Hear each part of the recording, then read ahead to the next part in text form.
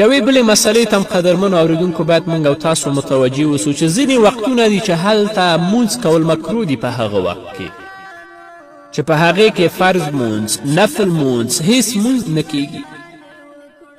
چې هغه زموږ فقهاو 3 وخته بیان کړي. یو د لمر ختو وخت دی چې هغه د طلوع وخت دی. نو متصل په کوم وخت کې چې لمر راخیږي په دې وخت کې به تاسو هیڅ مونځ نه کوئ، نه به نفلي کوئ، نه به قضایي کوئ، نه به سنت کوئ، هیڅ مونځ به نه کوئ. تاسو به پرېږدئ چې د لمر ختو نه 10-15 دقیقې تېرې شي، د هغه وروسته خپل مونځ کولی شي. دویم وخت هغه د غرمې وخت دی، یعنې د زوال وخت چې کله لمر اوړي چې انشاءالله اوس وخت 12 بجې دی، نو په دې وخت کې به تاسو هم مونځ نه کوئ. دې وخت کې مونځ مکروه تحریمي دی. او دریم وخت د لمر د پریوتلو وخت، په کوم وخت کې چې لمر پریوځي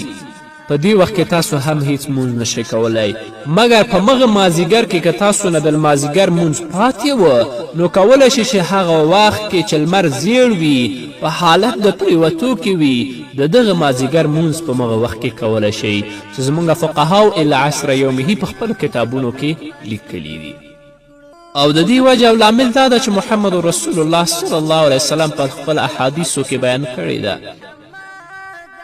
چې کله لمر راخیږي نو شیطان ځان د لمر سره برابر کی،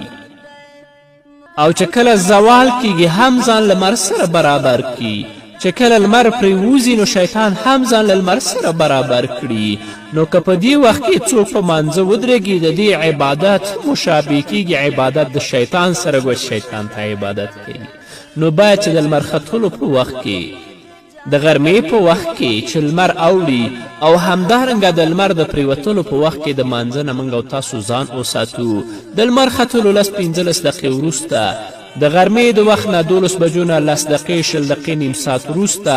او د لمر چې پرېوځي بیا خو د ماښام مونځ داخلیږي، په هغو وختو کې باید د خپل منظوره موږ او تاسو ادا کړو.